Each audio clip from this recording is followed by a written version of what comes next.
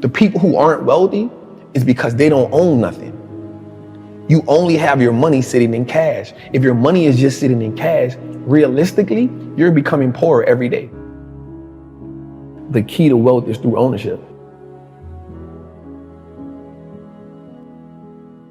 At about 9 or 10, I saw my moms get shot in front of my face. My early years were surrounded with violence. I saw my mama selling drugs. I saw my mama robbing. I saw my moms get robbed. I saw her get shot, and then she later on went to prison, right? So I saw that early.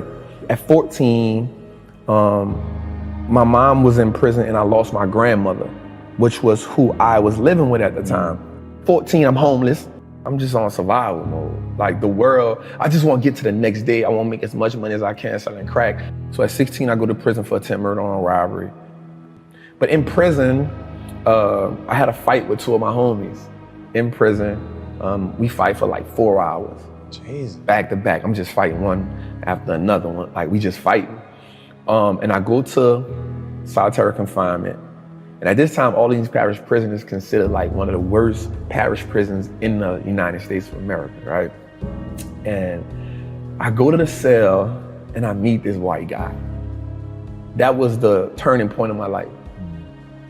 He was like, man, listen, man, there's a game that's being played and you're playing a game that you can't win.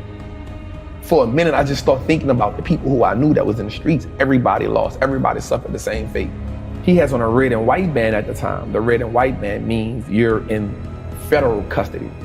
The first 3 things was he said, listen, man, wealthy people do 3 things, man. They stop trading time for money. They make their money work for them. And they give as much value to people as they can. We got a little deeper into that. He said, the reason why you give people so much value is because if you give them so much value, they'll never leave you and they'll always be there for you. And you will never need for anything as long as you give wealth and value to people.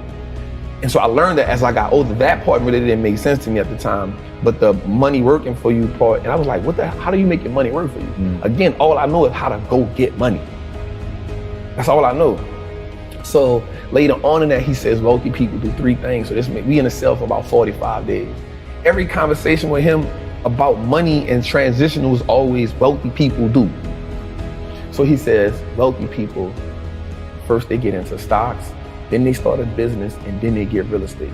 So when people ask me, how did I get into stocks? It's because I follow that rule. And so my rest of my time in prison, I wanted to be that.